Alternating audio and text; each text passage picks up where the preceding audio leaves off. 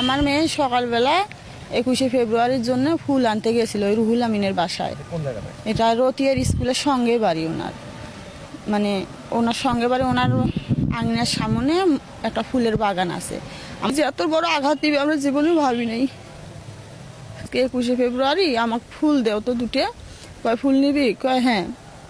ফুল দুটো দিছে, দেওয়ার পরে আমার মেয়ে টেবিলে রাখতে বলছে, মানে অনেক মহব্বত করে, অনেক ভালোবাসে, এই জন্যই আমার মেয়ে অতটা বুঝতে পারেনি। ছোট বাচ্চা, 10 বছর বয়স চলতেছে, ক্লাস 4-এ, এইবারে 4-এ উঠেছে।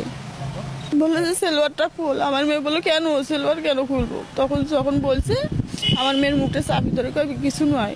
তা আমার মেয়ে সেলোয়ারটা খোলার পরে আমার মেয়ে যে জায়গায় পেশাব করে, আমার মেয়ে যেটা আমাকে বলছে সেইটাই, যে জায়গায় পেশাব করে সেই জায়গায় ওনার ইয়েটা দিছে, দেওয়ার পরে চাপ দিছে। আমার মেয়ে চিৎকার করার মতো হয়েছে, আমার মেয়ের মুখটা চাপি ধরেছে। তখন আমার মেয়ে ছোটাছুটি করছে, মানে কান্না করতেছে, আর আমাকে বলতেছে, কাঁপতেছে আমার মেয়ে, বলতেছে আমি কৃষক গেলাম ফুল আনবে, আমি কৃষক গেলে ফুল আনবে, ভাইয়া আমার সঙ্গে ঘরত নিয়ে যে আমার প্যান্ট খুলে এলে কি করছে, আমার সেলোয়ার শেষ করেছিল কিভাবে বার হলো, আমার মেয়ে সব বলছে।